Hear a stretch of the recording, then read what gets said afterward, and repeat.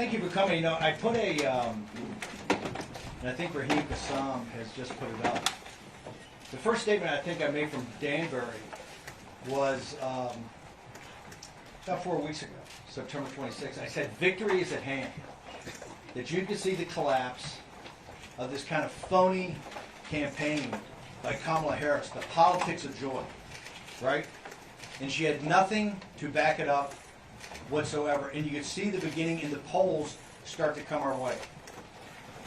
I'm very proud that the War Room has had President Trump's back, and particularly has been the platform for the grassroots movement to have their voice heard. And I said at that time that with the hard work of the Get Out the Vote effort and the election integrity effort, that we were on the cusp of having an incredible victory that could actually be a potential landslide. Now we come to today, and I'm finally out of being a political prisoner by the Merrick Garland, Kamala Harris, Nancy Pelosi regime. Okay, for standing up for my political beliefs against an illegitimate committee in the House that did not have a ranking member, it did not have minority counsel. I went to a federal prison for 4 months. Now, Nancy Pelosi and Kamala Harris and Merrick Garland thought they were going to do two things. Number one, they were going to shut down the War Room and not have that as a voice for the grassroots movement of MAGA in this country. And number two, break me. Well, I think you can see today I'm far from broken. I've been empowered by my 4 months at Danbury Federal Prison. Why was I empowered? Because I was able to listen, to observe, and to learn from working class minorities, young African American men and Hispanic men, and yes, Puerto Rican men, about what their lives are and what the queen of mass incarcerations, which is what they believe that Kamala Harris is. She refuses, and she has refused as board czar, to commence any mass deportations of illegal alien or illegal migrant criminals in this country. And today, President Trump and the angel moms actually had to say, we need to set up a form of restitution to reimburse these folks. Kamala Harris, Vice President Harris, as the board czar, has refused to do that and continue on the mass incarcerations. Now, President Trump, and quite frankly with the visionary leadership at the time of Jared Kushner, President Trump came with the most significant prison reform bill ever created, the First Step Act. And today, 6 years after, and 4 years into the Biden regime, of which Biden in 2020 promised and committed to dramatically decrease the number of incarcerations in federal prisons, and nothing has been done. Nothing has been done. You know, this is criminal negligence by the highest, at the highest levels of BOP, Bureau of Prisons, and the Justice Department. You have particularly minorities, African Americans, and Hispanic men and their families being broken, rotting in federal prisons, when the First Step Act is very clear of what's supposed to happen, and all they do is get spun and spun and spun. The system is broken. Bureau of Prisons is broken. This is not about Danbury and not about the individual. Many good individuals are working at Danbury Federal Prison. The system of the BOP, the system of the Justice Department is broken. They have weaponized the Justice Department against a political movement, a conservative grassroots movement that's had President Trump's back, and from the dark days of February, March, and April of 2021 is on the cusp of the biggest political comeback in the history of this nation, led by grassroots people, everyday Americans, including, as we know now from the polling, and the reason I said we're on the cusp of a massive victory, she is failing to connect with minority men, Hispanic and African American men. Now, why is that? They understand what the scam is. They understand that this administration purposely let in millions of illegal alien migrants, illegal aliens, to drive down labor costs. The Federal Reserve said it from the very beginning, we're going to drive down labor inflation by getting more unskilled workers here and putting pressure on the lowest skilled sector we have. And they were successful, and they brag about being successful. The minority community understands that. They understand the scam and the con of what Kamala Harris has done. In addition, she has failed to do for political reasons. The reason the First Step Act is not implemented among minorities is because Kamala Harris and Merrick Garland and Joe Biden in the White House and Nancy Pelosi understand it to be a massive political win for President Trump. And that's why they're failing to do it. They thought they would shut down the war room and take our power away. The show is bigger and more powerful than it's ever been. And please, it's not a podcast. We take the live streaming television show every day and the radio show and we turn it into a podcast. So, my brothers and sisters at CNN, when you say the podcast number is off slightly, right? It hasn't. We were the largest podcast, but we're streaming. We stream on television, and we play on radio and online. And Nancy Pelosi thought a federal prison was going to break me. Well, it empowered me. God bless you. It empowered me. I am more empowered today, more focused today, sharper today, in better shape today than I've ever been in my entire life. So Nancy Pelosi, suck on that.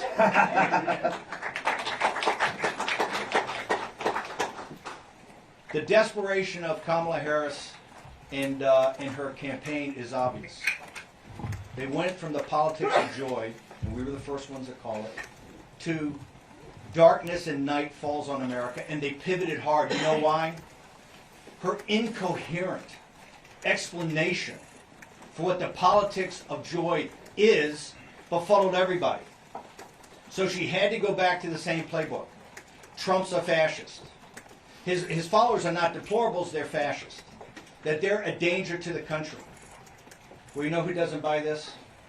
Working class people don't buy it. And particularly African American and Hispanic men do not buy it. I had a great opportunity at Danbury, and I want to thank the Education Department of Danbury Correctional Institution for allowing me to teach, yes, civics and government. I had, I think, close to 100 students in 3 different classes. The majority of particularly the later classes were minority men, African American, Hispanic, lots of Puerto Ricans, lots of Dominican folks in the Dominican Republic. And if you had a chance to read Vanity Fair, the cover story on our populist nationalist beliefs, you can see that it talks about economics. And it talks about the way the system works, the financial system in this country, how it's inextricably linked to the political system. And you can't understand what's going on until you understand how the economy, how the Federal Reserve, how deficits, how they play into the politics of the day. That much that you see on television is just professional wrestling when it comes to politics, and is not the thing itself. And I can report to you that these young men, most of whom are nonviolent drug offenders, that have, quite frankly, a lot of years in prison. These people came to this with a new awakening, and that is the awakening the American people are going through. The system is not only broken, the system is rigged against the working class of this nation. And I saw at Danbury that we're going to move past the politics of race with an intermediate stop in the politics of gender, which is being forced on everybody right now. We're going to get to what is important. And that's the politics of money. And once we get to the politics of money, there's going to be some fundamental changes in this country. I want to thank you folks for coming. I'm far from broken, and I appreciate you guys attending. And I will tell you, if President Trump's grassroots forces combine as we can combine right now, you're going to see unbelievable numbers next Tuesday However, the Democrats are not going to give up. They just hired Mark Elias. And you only hire Mark Elias, who I think is the toughest election lawyer in the country. You only hire Mark Elias when you want to go to the mattresses. They understand they can't beat us at the ballot box. We're going to have a reprise of 2020, where they're going to try to do everything humanly possible to nullify Trump's election and delegitimize his second term. And I can tell you right now that the working class people in this country, the middle class people in this country that support Donald John Trump are not going to let that happen. We'll take some questions. Okay, so please introduce yourself before asking your question. Hey Steve, good to see you. Tim Miller from the Bulwark. I was listening to your Not a Podcast this morning. Do you have the pukas on today, or we have the pearls? I'm clear. No pearls. Pukas or pearls? No pukas. No pearls or pukas today. Sorry. This is Tim Miller, one of my favorite guys from MSNBC, the Bulwark. Used to be the spokesman for the Republic. When I met Tim as a younger man, he was the spokesman for the RNC, the old RNC, the establishment RNC. The RNC of Mitt Romney, not the RNC of Donald Trump. Go ahead. Long strange trip it's been, Steve. You said on your Not a Podcast today that the fight will continue from November 5th to Inauguration Day, yes, with January 6th being a key part of that. Yes. So are you planning an encore from the last No, January Jamie 6th? Raskin. I think, Tim, what you ought to focus on is Jamie Raskin. Jamie Raskin saying right now if they take the House by one seat, that they will go back to their committee report and they will say President Trump's an insurrectionist, that Bannon went to prison, Navarro went to prison, President Trump's been indicted, and they will sit there and go, hey, the Supreme Court may have issued a 9-0 opinion about him being on the ballot, but it doesn't mean we have to sit him as president. This is what they're thinking up right now. Nancy Pelosi gave an interview to Rolling Stone magazine. She said her number one priority is to make sure that Donald Trump is not only not elected, a re-elected president of the United States, but he never sets foot in the White House. Nancy Pelosi and Jamie Raskin right now are thinking about, and they're very open about it, of not certifying a Trump victory on November 5th. And that's not me saying, that's Jamie Raskin What saying. about the Kamala Harris victory? What are your plans for after November 5th with the Kamala Harris victory at the ballot box? We are going to make sure that Kamala Harris doesn't win on November 5th. We're highly confident. We've seen the polls. You've seen the numbers coming in. We're going to, look, we believe in the American system of democracy. We believe that, and the reason we like democracy, we're winning, right? And we're going to win on November 5th. So I do just wonder then, if you were But you do agree with me on Jamie Raskin, that Jamie Raskin's already said that I don't agree with that. I do wonder though, you're teaching civics, you're out of prison. I wonder if you're any reforms looking back on the last January 6th and the fact that you incited a mob that ended up resulting in police being injured. I just wonder if you reflected on that. Maybe you've reflected on that. You might want to change your path this time. If you look at what we said, is that as the states requested, 7 states requested, never got to. Yeah, but you saw the outcome and you reflected on it. A full review. This is because Vice President Pence didn't handle it correctly. This is because Vice President Pence did not handle it correctly. No change. No, absolutely no change. For the simple reason is that we should have had a review as requested by the states for all 7 states at that time. Okay. Tim, thank you very Just much. one question at a time. Okay. But Tim, if you want to continue to I make have one more. speeches, Has it's President good Trump television. called you since you got out of prison? I got one more. I don't want to talk about personal conversations, but we've had a chat. You have talked with former President Trump this morning. We've had a chat. Have you talked about Election Day coming up? I don't want to discuss what we're talking about, but by the way, he watches the show. He saw the show this morning. The show this morning didn't talk about my time in prison. What it talked about was 2 things. Number one, a massive grassroots effort that's underway that has to culminate on November 5th, particularly in places like Pennsylvania. It looks like max 15% of Republicans will have voted on the mail-in ballot, early voting. Before then, we have to deliver 85% of the people to the polls next Tuesday. He understands that we're the focus and back of people like the Elon Musk of the world and the money he's putting in for his effort, and Charlie Kirk and other independent groups out there that are putting in, that we're driving and lightning the grassroots movement of the Trump MAGA movement to show up next week. That's number one. And number two, we had Bill McGinley and Mike Davis and others on to talk about the election integrity, the efforts that they're making, and quite frankly, places like Pennsylvania, that looks like the election administration is a little bit of a dumpster fire right now. 4 years ago, you urged then President Trump to declare victory on election night, when you knew all well that there was going to be a decent chance that we would not know because ballots had yet to be counted. Hang He on. went out and did exactly that, and you urged him to do the same thing on this election night. Hang on a second. When I said that 4 years ago, it was, why did I say that? Why did I say that?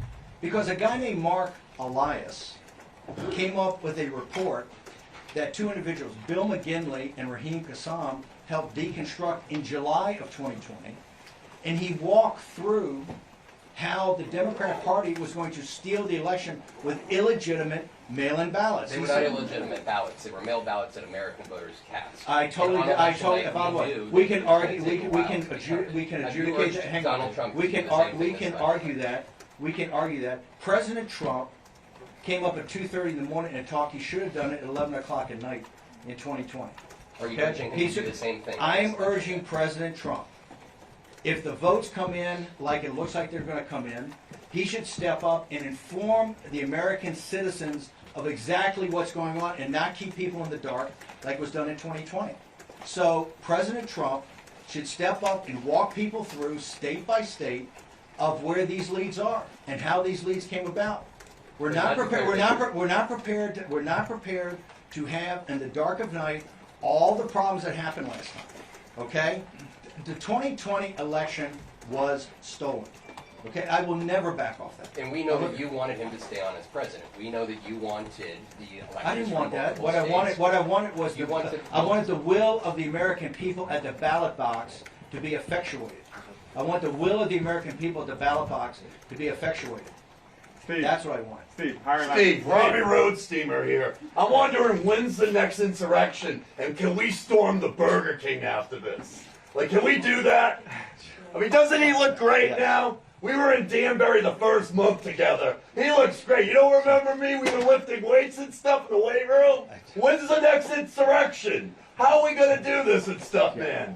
You know what? If I'm leaving, I'm having a good time. He looks like Yoda with AIDS right now. Robbie Road, Stephen, no political violence, people. This place smells like mothballs. Yes, sir. Thank you. Harry Lam, Daily Beast. Mr. Bannon, in 2023, you called Elon Musk a running dog for the greatest enemy in China that America has ever had. You called him a war profiteer who's sleeping with the enemy and a globalist who would take a check from Adolf Hitler himself. I want to know whether you stand by all of that today. Elon Musk, as you know, Tulsi Gabbard was a Democrat. Robert F. Kennedy Jr. was a Democrat. Elon Musk was a very progressive Democrat. They've all become awakened by the MAGA movement. Today, I think he's one of the strongest supporters of the MAGA movement. He's gone through a awakening that I think very few have come. I totally disagree with many of his positions, particularly about the Chinese Communist Party and others. But as an American, he has done, I think, something very smart, and that is put money in back of grassroots organizations and people to do something simple. So you don't mind, hang on, and that's to get out the vote here in the 2024 election. So you don't mind someone who would take a check from Adolf Hitler as long as he supports Donald Trump?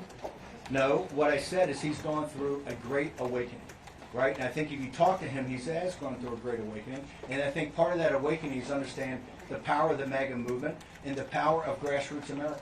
I understand. Please identify yourself when you ask the Sure, it's question. Timmy Patrioli with Politico. I'm not sure if you saw, but the mayor got indicted while you were away, and there have been members of his legal team who say that his best bet is for a Trump presidency to succeed, and then Trump to pardon the mayor. I'm curious, what can you share? I'll repeat the question so people can hear it. So this is a question about Eric Adams. About Eric Adams. About Trump's. I have no earthly idea about. You have no idea? Well, not about that. I know see what Eric Adams has been charged with, but I don't think. Do you think Trump would be amenable to helping Eric Adams? I have no earthly idea about that. And all I know is President Trump thinks that New York City, this metropolitan area, is in deep trouble, right? Rising crime, the streets are filthy. I think President Trump has not been a supporter of things doing with Eric Adams, Mayor Adams' administration. So I don't know. So it might not You work? should ask President Trump that. Steve, Andrew writes from New York Magazine. What are you going to do over the next? You've got 6 days. You're out now. You've got 6 days between now and the election, and maybe some period afterwards in which this will be still at stake. What are you going to be doing during those days besides the war room? Well, there's a lot of different options. I'm of a strong belief right now. This is New York Magazine asking what myself and Ward was going to do. Obviously, with 7 days or 6 days left, you have to have a convergence of the get out the vote effort. I am not a huge believer in our ability to actually participate in rallies or do rallies, because right now I think President Trump does that great, and he has people along that are going to do rallies in the different states. Our focus is one thing, to make sure that we get as many American citizens either early voting while they can or to the polls next Tuesday. And so our efforts are how to scale that effort like we did today on the show and other efforts behind the scenes. So our thing is to make sure that we're there to scale the vote up, get at the vote operations, and also on the election integrity. Today we had Bill McGinley, one of the senior lawyers on there, and he's still calling for volunteers. I think there's been 200,000 election integrity volunteers. We need to get people in the counting rooms. We need to get people around the tables to do ballot curing. Okay, so there's still need for that, so we're going to call for that. So our efforts are on the election integrity efforts, to where we can be supportive, and then get out the vote. Yes, sir. Hey, Peter Harrell on the News. If the election is declared in favor of Vice President Kamala Harris, what exactly do you believe former President Donald Trump should do in the following 2 months? Will you unequivocally condemn political violence? Hang on, who believes in political violence? That's a loaded question. Of course people don't believe in political violence. I was just a political prisoner of a regime that put somebody in prison for what has been a civil charge at the history of the country. I think, I've been told I'm the only misdemeanor that's ever been at Danbury Prison.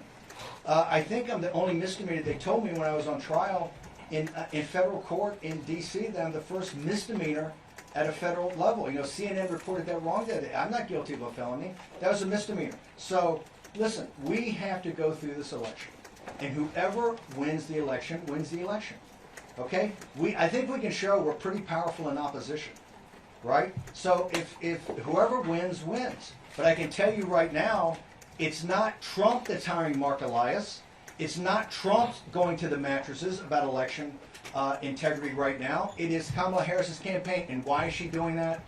Because the politics of joy was an epic fail. Now, why was it an epic fail? Because she couldn't take the narrative and actually put together a coherent set of policies that people could understand. And so she's pivoted. She's pivoted worse than Hillary Clinton. She doesn't call people deplorable, she calls them fascist. This rhetoric is dangerous. It's dangerous, and all they're doing is ratcheting it up. And you're going to see the working class people in this country, the middle class people in this country, that are in back of the greatest political comeback in American political history, are going to say, whoever wins this election, wins this election. Yes, sir. Mr. Bannon. My name is Joe DeBox. I'm with the America First Warehouse, part of Real America Voice. 1,392 days have been since Ashley Babbitt was shot and murdered at the Capitol. 820 days, Mickey Wickoff, Nicole Reffett sit outside the gulag next to the... Can we get a question? The question is this, sir. What can we tell them? Because now, 315 in jail, 314 today. What can we tell them to expect? Here's what I think. If you look downrange for a second of President Trump's second term, that commences on January 20th. Look at what's going to happen. Number one, the debt ceiling. We hit the debt ceiling almost immediately. Number two, you have the expiration of President Trump's tax cuts. Number three, the government runs out of money December 20th. It looks like it's not going to be an omnibus. President Trump has to deal with a massive fiscal crisis, okay, economic and fiscal crisis. In addition, you need to start to do what Kamala Harris failed to do. That's the reason that African American men and Hispanic men are not voting for her and staying away, is that we have to begin the mass deportations of illegal alien criminals. That is in the first couple of weeks of his second term. There are many things that have to happen, and many investigations that should take place under the proper structure, apparatuses, and to be adjudicated. And that's going to take time. So I think it's not helpful to tell people this is all going to be done immediately. You have the House, you have the Judiciary Committee, you have the Inspector General's report that hasn't been released in the Attorney General's office. They also, I think, ought to have another J6 committee, just like they had before, but this time, the Democrats should have a ranking member and they should have minority counsel. So all documents go to the minority counsel, all witnesses go to the minority counsel, people are cross-examined, and we do it in the right way. But I don't think that that's going to happen right out of the box because we have such huge financial, well, the reality is we have huge financial and sovereignty issues about what's happened to the borders of this country and what's happening to internally in this country. This is why Hispanics are almost a 50-50 with President Trump. This is why African American men and Hispanic men are not voting for the politics of joy. They see their lives right now are not about the politics of joy. They're about a brutal reality in this country. So I think we have to be very upfront with people of what's facing us and what President Trump and his administration are going to face. And to the degree that we get to those investigations, which we will, it has to be done over time, it has to be done properly, and it has to be done so that the American people see that this was not partisan. That this is not to send Peter Navarro to prison, or not indict President Trump or former president 92 times, okay? Or not to send a guy like Steve Bannon that disagrees with you politically to prison. It has to be done in the right way. Mr. Bannon, Yes, Bernadette Hogan from New York One. You call yourself a political prisoner? If so, why do you think that you were released then a week before the election? Also, we're in New York. Trump just had a rally at MSG. You said you spent time with Puerto Rican men while in prison. Do you think that those comments by the comedians that spoke before Trump, were they racist, and should Trump condemn them? Can I take the first part of your question first, which is why was I released 7 days before? I think the math works out. If you take 120 days from July 1st till today, that's what my sentence was. Remember, the Bureau of Prisons said last week, the Bureau of Prison admitted I was eligible for part of the First Step Act. I should have been out on September 19th, according to the law of the First Step Act. Now, I'm just there on a misdemeanor for 4 months. You have individuals that have been there that are rotting years after their release date, that today don't know the release date for their families. This is destroying families. The First Step Act is not an executive order. The First Step Act is not just some sort of concept. It is a law. And the Justice Department and the Bureau of Prisons are, by criminal negligence, not implementing that law. They're not implementing that law for one reason. Because to implement it the way it's supposed to be implemented is a massive political victory for President Trump, who's the only individual in this country that stepped up and had true prison reform. And this is one of the reasons that African American families and Hispanic families think so highly of him. And this is one of the reasons that the queen of mass incarcerations, which is Kamala Harris, is not. Let's talk about the Puerto Rican situation. Why is President Trump, why is Florida no longer a battleground state? One of the reasons, and significant reasons, is the Puerto Rican support of President Trump and his policies. The Puerto Rican people in this country, American citizens, support President Trump and support his policies. Okay? So that some influencer or comedian says something, is it inappropriate? It's definitely inappropriate. Is that the policies of Donald Trump? Absolutely not. If you look at 218 and 219, why is he resonating with Hispanic families almost 50-50? Why with African American men? Because the economic policies of President Trump had blue-collar workers getting higher increases than white-collar workers, non-college graduates getting higher wage increases than college graduates in 218 and 219, with almost zero interest rates and almost zero inflation. Okay, that made more money in their pocket. They understand the economic times were better then. This is one of the reasons that the politics of joy didn't work. And when she pivoted to this dark night in America, it's not working either. They support President Trump, and he's going to get historic numbers. Now, what the comedian said, or the influencer said, is clearly inappropriate. Okay, but that's not President Trump's policies. President Trump is bringing working class people together. And I can tell you what I saw at Danbury. We're going to move past race. And we're going to get to discussion about money in this country. And who the elites are in this country. And who controls this country. Okay? And that is when you're going to see a broad base, even broader base today, populist movement. But thank you. Mr. Bannon? Yes. I heard what you said about... You're Jen Peltz from the Associated Press. Hey, I heard Jim. what you said about focusing on get out the vote and election integrity, but has former President Trump asked you to campaign with him, and are you going to do that? Like I said, my focus is on victory next Tuesday at the biggest number possible, because folks don't think it ends on Tuesday. You don't hire Mark Elias to go to the mattresses if you think it's going to end on Tuesday. This is going to take a while to sort through. Okay, and you can see by the election administration problems in Pennsylvania. You see what they're talking about in Maricopa County already, about how long it's going to take to count the votes. Right? This is going to go on. So it's most important for President Trump and his followers to make sure that we put up the maximum number possible. And one of the things I don't like, even hearing, is people talking about roles in the administration, or people talking about, oh, let's go try to win the popular vote, or people talking about, oh, we're overconfident. There's a lot of confidence. We should run now like we're 20 points behind, and run hard. And that's all my focus is. The way that we can scale that on the war room is what I do. Like I said, President Trump's going to do the rallies. His rallies are spectacular. To me, it's walking precincts, it's working phone banks, it's going door to door, it's sending text messages. Yes, ma'am. Shannon Jacobs, Washington Post. What, if anything, has former President Trump asked of you to do behind the scenes in the next week and following that? Are you I don't serving want to as talk an about that, advisor? but President Trump, look, back in 2021, when some of the Republican establishment abandoned President Trump, the MAGA movement started to actually get about organization, the precinct strategy, other things like that become organizing principles for them. Right now, the thing that is most important for President Trump and his movement is to have his followers come together in an organized effort, right, to get out as many votes as absolutely possible. And that's the focus in the final 6 days. Remember, normally Thursday before the Tuesday election is when, you get news stories, you get everything. So we have to have people motivated. We have to have people going door to door. All this polling and people talking about, oh, well, Trump always polls 3 points less, that's all theoretical. What we know is that what happens next Tuesday is fact.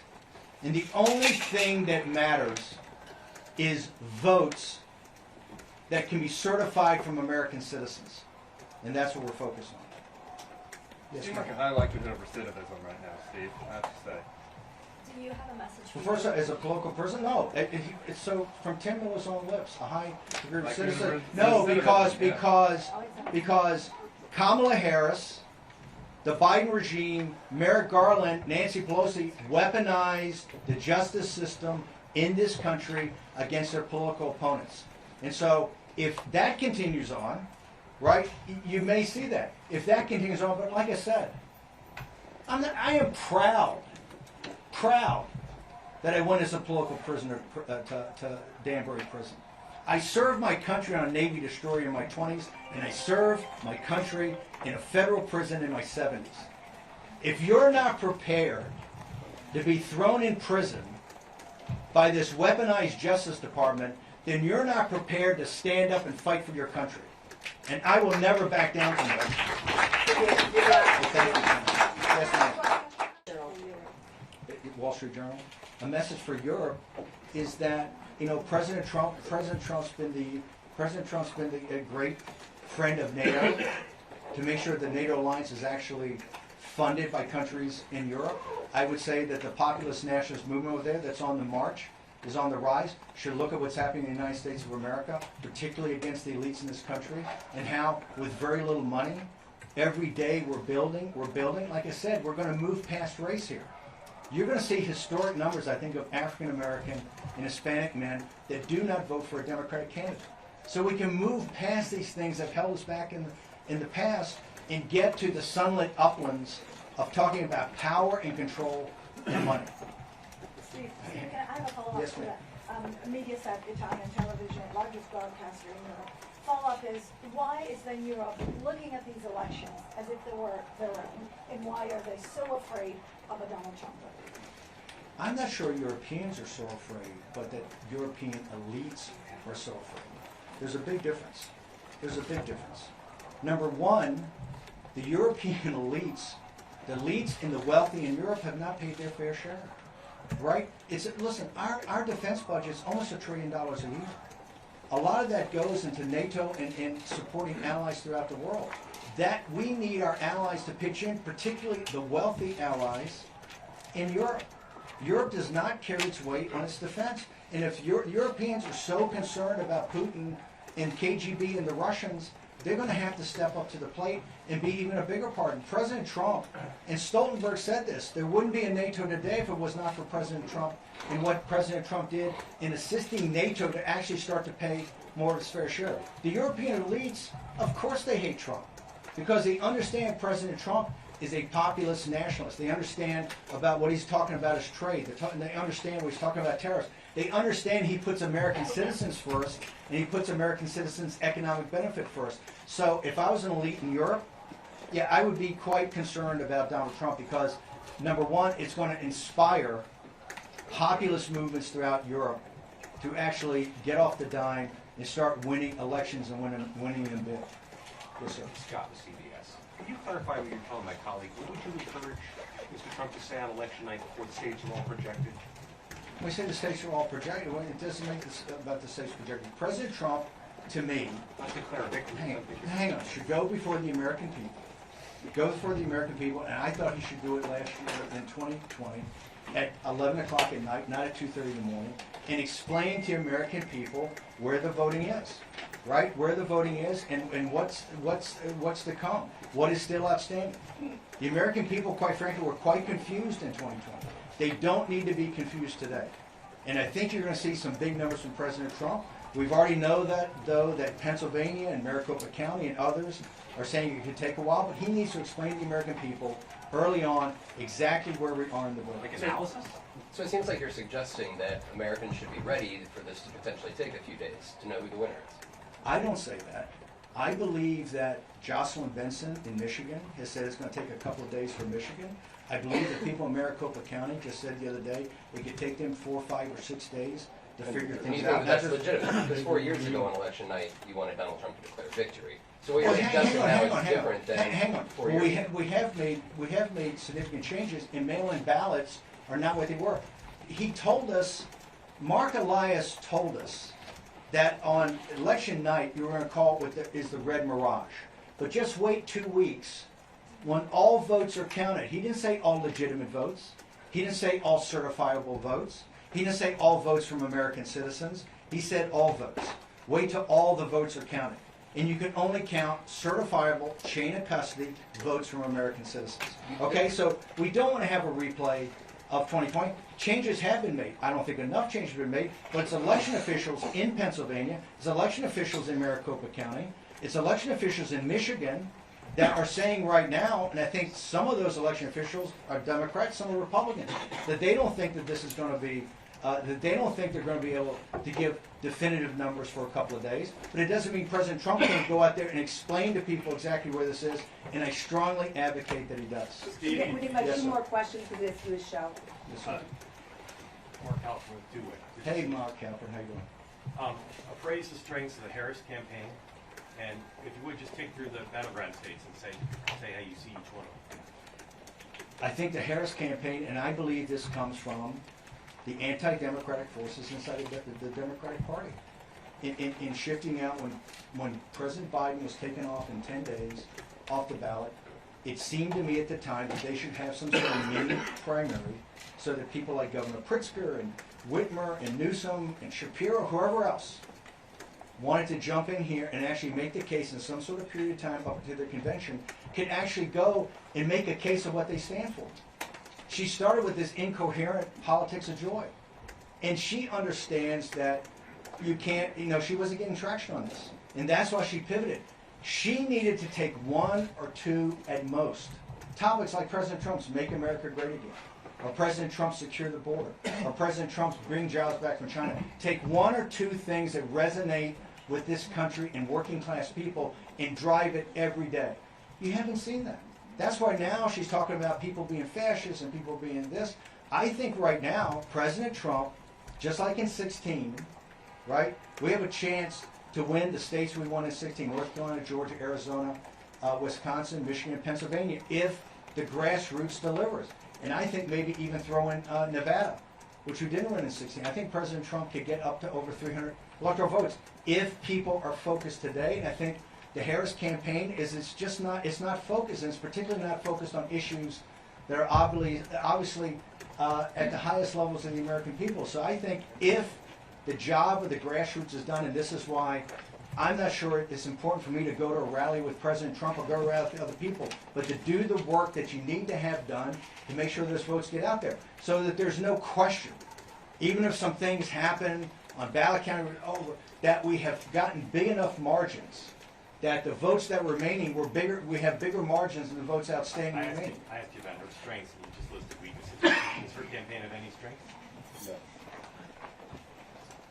I think, for people that align with progressive values, right? I think Vice President Harris has spoken to those values. I don't think she did it in a way that could broaden out to a general election, but clearly, she's Vice President of the United States. She's been a U.S. Senator, right? She clearly has strengths. She's proven that in the past. I don't think she's done it in this regard. And I think some of her strengths, particularly in areas that she should have been in, like in sitting in the Situation Room and knowing this, when Brett Baer asked her a week ago, what is the number one geopolitical threat to the United States? What is the United States' number one competitor on the world stage? And she instantly said Iran. And Brett Baer tried to help her, and he says, well, some people say China. Hint, hint. She says, oh no, Iran.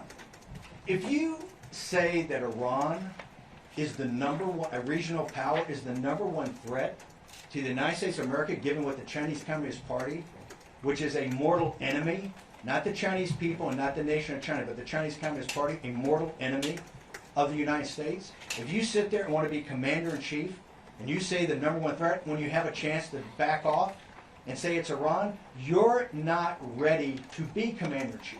And clearly you haven't learned anything or anything important in your 4 years as vice president sitting in a Situation Room. Steve, this is a great conservative TV station in Europe. Yes. I got a question regarding the European issues. The conservatives in Europe view Donald Trump's potential presidency as a hope. I would like to have your comment on that, and I would like you to emphasize on the role of the American polling voters in this piece. Well, remember, you have conservatives and then you have populists and you have nationalists. I think the populist nationalist wing of those conservative parties, I don't think some of the classic conservatives, just like here in the United States, I think there's elements of the Republican Party that don't see President Trump as an answer. They vehemently disagree with us on tariffs. They vehemently disagree with us on things like the U.S. Steel takeover by Nippon Steel, things that a guy like Fetterman would back, right? So I think some of the classic conservatives don't see President Trump as somebody that represents a policy portfolio that would interest him. But I do think that the populists in those countries do, and I do think the populist nationalists specifically do. Polish voters? Okay, so, we've got time for about one more question. Okay, thank you. I'm so glad you're out. So speaking of the money of politics, New York City spends about What organization? Freelance Writer Human Events. Okay. Okay, so speaking about the money of politics, New York City spends around $5 billion on illegal aliens. Do you think that was part of the reason why Madison Square Garden, which has 19,500 seats, had over 200,000 people clamoring to get in, and New Yorkers decked out in MAGA parades? Do you think it's a swing state like the debate Ramaswamy says? I think that you saw that when President Trump went to the Bronx, right? Remember, the elites in this country, the reason there are 10 or 15 million illegal alien migrants or illegal alien here in the United States, the Federal Reserve said this. And now the Congressional Budget Office is saying it. That they had to break the back of inflation, they had to drive down. They focused on wage inflation. And where did they focus on wage inflation? They didn't focus on the investment bankers, they didn't focus on the lawyers, and they didn't focus on the fat cats in Silicon Valley. They focused on unskilled labor here in the United States, and they were open about it. The Federal Reserve couldn't be more open about it. And that's what happened. Okay? Number one. Number two, they tell you now, well, you can't possibly deport anybody, that the GDP has 1% growth because you have another 10 million consumers. The people that are being destroyed by the 10 to 15 million illegal alien migrants are the working class African Americans and Hispanics who are voting for Donald Trump. These people are very smart, and they see their lived experience every day, whether it's in New York City or throughout other major cities in this country and other states, that their lived experience is worse. And their lived experience is worse because of policies of the powerful, the wealthy, and the strong. Thank you very much. Thank you so much. Thank you. Thanks. Appreciate it.